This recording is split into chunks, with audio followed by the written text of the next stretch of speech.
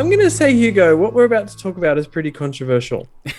It is things on the web, but it's also the general discussion out there about CG and VFX and practical filmmaking, practical effects.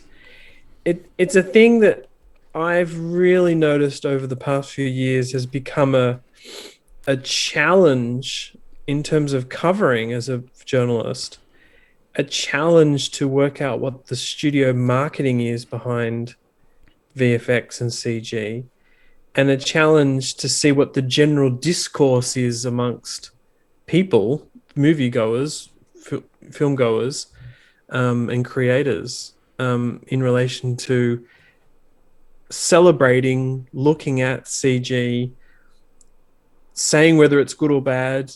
People seem to have this strong opinion about it. Remembering the heydays of practical visual effects and comparing CG to that. It's all intertwined is what I'm really trying to communicate.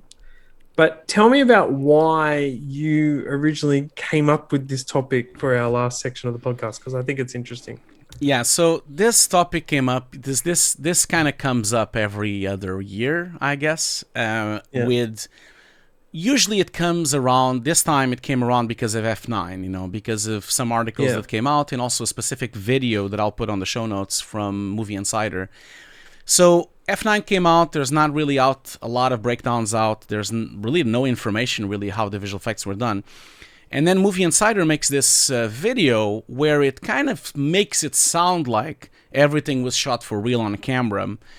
And, being a very experienced compositor and a very experienced visual effects supervisor, I know that it wasn't shot on camera, but obviously they've used some of what they shot on camera, of course. And that's the thing. I just wanted to talk about this because it really opened up like a can of worms on the internet. Like we were all talking about this on our specific social medias, about the fact that it's not that like they lie on these videos. They're just like making it sound because of, like you said, because people have this fascination with the past, of, the good old days. It was so nice to see really stunts doing things. And also because of the year 2000s, like Scorpion King and those kind of visual effects, people really developed a hate of CG because of badly done CG. And I don't even think it's badly done CG. It's CG that couldn't be better at the time. That's the problem, Scorpion King was amazing at the time. It's just that it doesn't aged very well. And I think that together with a lot of YouTube, like Corridor Digital, for example, a lot of YouTube channels that really cement this idea that CG is bad, CG is bad, CG is bad. They really don't even know that they are really affecting a huge audience explaining that CG is bad. So I really want to talk about this because I think this is a bit of a problem. It happened with Ford versus Ferrari a few months ago, a few years ago. It happened now with F9. This added this complete, and also I'm sure it'll happen every time Tom Cruise makes a film as well. People need to understand that films these days are a team effort, and I've been on set so many times. Every single department is working to the maximum to try to make the best they can. And it's all a combination of stunts, practical, visual effects, compositing, CG, movie, like everyone is involved making their best craft they can. Sometimes a stunt works, sometimes it doesn't. Sometimes it requires rig removal, sometimes it requires wire removal. Sometimes it just works and they leave it on the film. Sometimes they need to replace the whole car or the whole scene on CG because it didn't work out, or it didn't look impactful enough, or it didn't look scared. Sometimes an actor can't do a stunt because the insurance company is not going to let them do the stunt. So they replace the face. And as much as they put out marketing and put out these kind of really clickbaity videos explaining that, they did all the stunts, they probably didn't. I think people just need to be a bit careful about kind of, on the age of fake news, it's a bit tricky on that sense. I think that's right. In the featurettes that tend to get released by studios and then sometimes repurposed by outlets, the truth is what they're showing there often is B-roll. And B-roll is only ever from the set. and it tends to be elaborate stunts, or Yeah. can be elaborate stunts and special effects work, which is awesome to watch. I mean, I'm obsessed with that Yeah. kind of B-roll stuff. I'll take as much as I can get. But what I found in some of these featurettes is because they only have that B-roll, that's the only thing sometimes they can talk to. Yeah. Right? Yeah. Unless they have a blue screen AB shot or the CG wireframe and stuff, they're not showing the full process. And of course, we do also see that later on when ILM DNEG release a reel. We get to see it. Sometimes we don't because the studio doesn't allow that stuff. Yeah. We might come to that a bit later, Hugo. Yeah. Yeah. So I do think occasionally there's these featurettes that are often made by the studio. They don't really communicate the process. Sometimes just because of the footage they have. Mm-hmm. Sometimes it's probably much more deliberate because what they're putting forward is a certain message about the film, that their actor did all the stunts and they didn't have to act just against green screen or blue screen because that's considered a bit cheap and nasty or not that great or whatever it is. And so you sometimes walk away hearing the director or the actors will say something like, we shot as much of it practically as possible, which is always true, I think. Of course. But not always the full story, right? That's the issue I think we're trying to raise, that it's often not the full story. Yeah, and unfortunately, these are the clips that get to 3 million views versus the clips, like... Give an example. This video from Movie Insider. I know I'm focusing on this video. Nothing wrong with it. I respect everyone that built the video and edited the video. I think they did it they didn't do it on purpose. They didn't do it. They did what they could with the footage they had and the message that was given to them. But that video already has 3 million views, which categorically really kind of gives a story that scene of the car going through the shop in F9 is all done practically. That's the story that it gives. Although you watch it and you see blue screens and you see rigs, you see wires, but they don't never talk about that. That already has 3 million views. When eventually in a few months, DNEG or ILM or whoever did that specific sequence, which I don't know yet, will put out the breakdown, it will be watched by 50,000 people or maybe 75,000 people or maybe 100,000 people. Maybe if you're lucky, you get 300,000 people. It will always be like 10% of the people that watch the other featurette. And I think that's the problem. Not that, of course it's very technical videos, people don't want to watch it, but I think the damage is already made. Damage is made pretending that it was done for real. And it really cements this idea that CG is bad and CG is bad. And I'll give an example. I was the other day buying some games on a shop, a CX shop, which is a used shop here in the UK. They sell video games. I was buying Need for Speed, a game, a racing game. And the guy on the counter said, "Oh, cool, you like Need for Speed?" And I said, "Yeah, I love Need for Speed. I have all the games. There's like 20 games. I have all the games, love racing games." Said, "Oh, did you watch F9?" I said, "Yeah, of course I watched F9. Because F9 is literally Need for Speed as a film." And the guy turned to me directly. First thing he said, this was a guy from a counter on a shop. First thing he said, "Oh, I love the film. Did you hear? 99% was real." And I was like, oh man, really? And then I told him like, well, not really. I work in visual effects. A lot of it was not real. There's a lot of visual effects. There's a lot of like enormous amount. And the guy just started really being aggressive with me. We're like, no, I read it. It's 99% real, And then the other guy came along, the other guy from the clerk, and he also was saying like, no, yeah, I read this thing. They shot it all for real. It's all really a stunt. They drive the car through it. It flies and blah, blah, blah. And I'm like, guys, no, it didn't. And I could not convince them otherwise. They were categorically telling me that I was wrong and that they were right. And this happened to me many, many times. And I just feel that this is a dangerous path for our industry because it just brings a bit of lack of respect to the craft that we do. I feel like visual effects is an integral part of the industry. They are very responsible for a lot of the billion-dollar franchises that are out there. And it's a bit sad to know that people don't even think that we've even done anything and that our work is just dismissed or... Yeah. He was constantly saying, I hate CG, I hate CG. He was always saying, I hate CG, I hate CG. He just kept saying that. Do you think Yeah, I want to talk about the nuance with CG in a minute because I think that's an important thing. But it's a double-edged sword a bit because sometimes people not realizing that any visual effects work was done is a really cool thing because it shows how invisible it was or whatever. But I just two things quickly, Hugo. To be fair to Insider, which does a heap of videos, not just visual effects of film ones, they have in the past covered a lot of what I would say are visual effects feats. Yeah. You know, or like they'll compare space scenes done from 20 years ago to now. And they absolutely refer to the visual effects work. And actually, they make an effort at the end of their videos to source publications and things they've looked at. But that particular F9 one is a bit of a breeze over. It does show that sequence of the car being magnetically pulled through the window, which we talked about last time on the podcast, where Justin Lin had released it as a making of video. Mm-hmm. You know, and we didn't see the CG work or digital visual effects work in particular, but we saw the plates and the elements. But that brings up my other quick point, which is, and we've casually mentioned it a little bit so far, the bad CG thing. Yeah. I often think this is a really nuanced debate that happens a lot on Twitter where people talk about bad CG. But the nuance, of course, is that do they mean literally computer graphics, like bad CG car, or do they mean bad compositing? Yeah. Or do they just mean bad shot design? Yeah. Or just bad acting? It's kind of like a bit of all of it, isn't it? Yeah. And I don't think the general public necessarily gets that distinction between what is digital visual effects and what is CG. And They don't.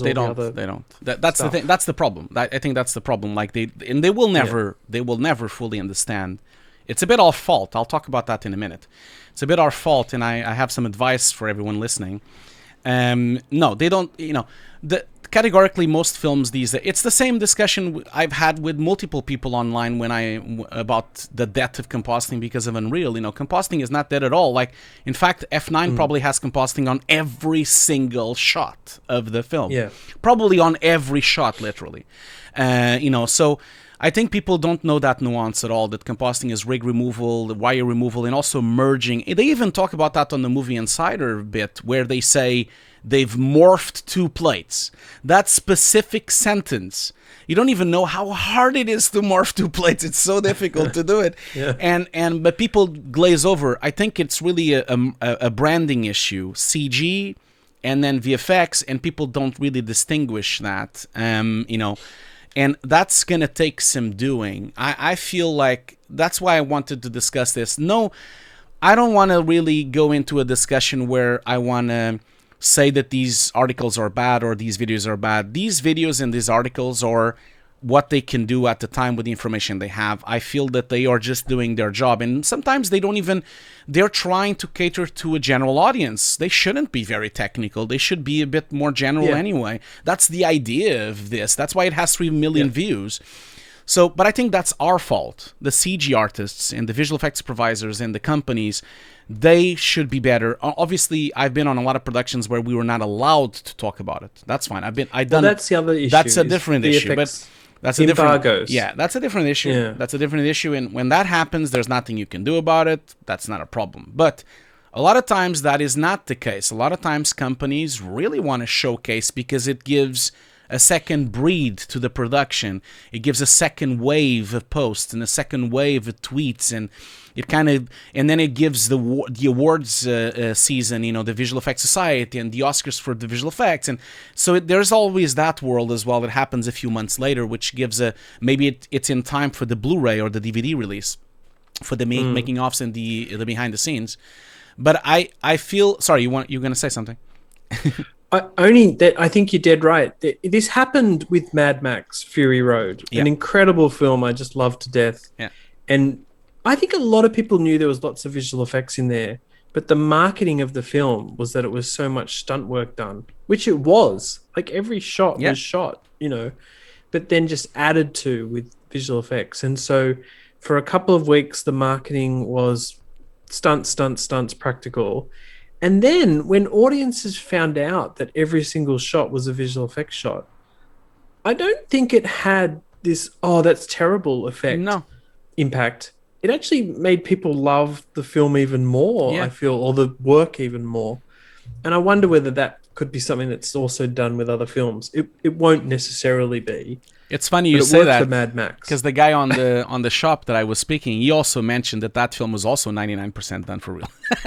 He also mentioned that, which is true. Which is true. Was. Yeah, I would sort of say it actually was. Yeah, you know, but you see, yeah. the problem I have with this is that I think it's our fault a little bit. You know, we are terrible at this. We're terrible at communicating. You just go into you go to an audience of a festival on FMX or a View Conference, or you go to SIGGRAPH, and it's sometimes the most boring ass speakers in the world talking about these things. It's true, man. It's true. We are terrible at communicating what we do. You meant by we're terrible at doing it. This is what you mean. That's what I mean. We're terrible at communicating what we do on a simple matter. I want everyone on this audience that is listening to do an exercise. You know, I want you to call your mother or your aunt or your father and try to explain what you do.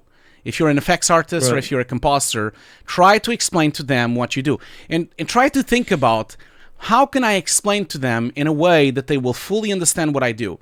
Don't start saying, oh yes, I comp layers with render passes and EXRs. They won't know what that is. Try to explain what compositing is on the most bare-bone version that will work for a 10-year-old. I think we are not good at this.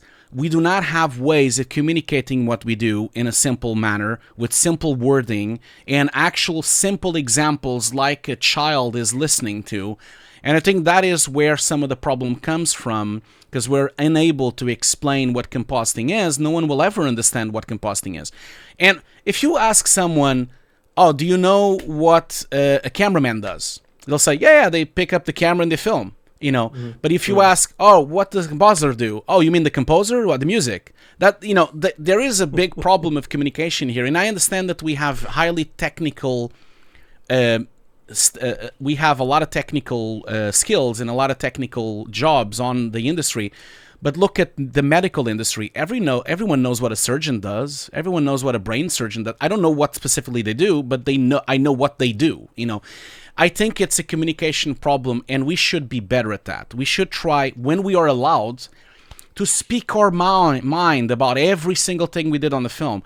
We should post photos, post behind the scenes, post making offs, and really retweet and really try to open a conversation to the general audience, not talk just to the bubble of the visual effects industry. You know? I get exactly your point, and remember that there is an interest in it in terms of the magic of visual effects. You know, people were obsessed with how 1917 was done, or Ex Machina, you know, or Star Wars. You know, they are obsessed with it. But what about the limitations that are sometimes placed on visual effects studios and artists from the studios? And I guess we're talking about the embargoes, and we're talking about the message that wants to be delivered about a film or TV show. It's tricky. An example that I've noticed recently in some featurettes is that there'll be a character on a green screen or blue screen, and those screens are totally graded down to be grey. And I think it's sometimes about getting the skin tone right on the actor for the featurette or whatever it is. But it's also about, hey, we didn't just shoot this film on green screen. Like there's a message that they're delivering, and I'm not always disagreeing with it. It's a storytelling thing, these featurettes, right? It is, but I disagree. I don't want to see it like that. I hate that they try to hide the things, because I'm all up for openness. And I feel bad that they're trying to dismiss an entire thousands of people labor that worked on the production. You know, I know exactly what you mean. I've been on a lot of productions that I will never be able to say what I've done on them. And I also think that we could also be better at that.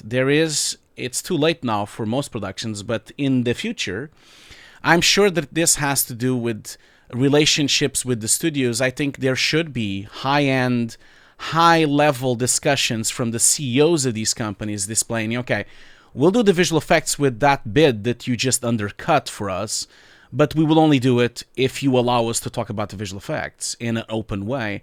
There is negotiation methods that can be done. I'm saying this because I've done those kind of negotiations in the past, and you'll be surprised to know that sometimes they'll just say yes, that sometimes they will say no, but sometimes they will say yes because they haven't even thought about it. And if you can squeeze it into the contract, then it will happen. You know, that's the thing. If you can squeeze into the contract saying, we will be allowed with, of course, veto power, we will be allowed to do X, Y, and Z because of this production, because that will open the door for more communication to come through, and also will help the studios, because I think the studios are also missing something here, because a lot of times, like you said on Mad Max, it became an actual very positive thing to talk about the visual effects. Yeah.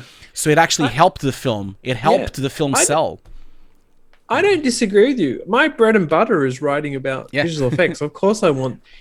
Which is an interesting thing you actually bring up, Hugo. There are some studios, and these tend to be in more visual effects heavy shows. There are some film or streaming studios that are taking on what you've said much more literally and controlling the message. I'm happy to say that Disney, for Loki, Winter Soldier, and WandaVision, while lots of journalists got to write about the visual effects, that studio was the one that published the making ofs, right, first. Yeah. Or they had their own, entertainment reporters, bloggers, whatever, doing interviews and doing a few stories. So I see that as them controlling the message a bit. It's their content. I guess they can do it. And whether or not they're watering it down or not talking about things, I'm not sure. But that's a newish thing, and part of that is because they can put a video on YouTube. And it's more content for them to put on Disney Plus. You saw content. They put they put an entire series of content for The Mandalorian making off season 1, which was, I think, 5 episodes or 6 episodes of the making off of that season, which was really cool on Disney Plus. And Netflix is doing the same with Film Club. They are posting all the Army of the Dead making offs, all their films. The Mitchells and the Machines, they have a bunch of making offs and behind the scenes. Absolutely. So some studios are definitely doing it, and I feel those studios will be the ones that will really manage to fix this problem. It's a bit like, I always compare it to the games industry, because on the games industry it's a bit different. Like, the game studios are very happy for people to talk about things because it's another sale for the game. It's another person that will be interested on the game. It's almost like any publicity is good publicity, right? Like, it's almost a bit like that. And I think film studios are a bit behind on that sense. So I think for us to I don't want the audience to... I want the audience to stop complaining about this, because I whenever this happens with, when it happened now with F9, and when it happened with Ford versus Ferrari, when it happened with all these films, people just bitch and complain on Twitter. Oh, they're pretending we didn't do it. Don't do that. Like, try to change try to change the conversation by explaining what was done, by retweeting posts of making offs, by trying to find images of behind the scenes. Hey, even like us, we're doing a podcast and we're categorically explaining every single piece of visual effects that happen on these productions. If anyone watches our podcast, they know that F9 was not 99% done for real, So that's the thing. It's our responsibility as visual effects artists to also work for our industry to grow and to be more visible, and also for our mothers and grandmothers and sisters and family members also to understand what we do. And I think it comes to us. It's our doing. We need to be better at doing that as well, So I think on that impassioned note, Hugo, we might wrap up.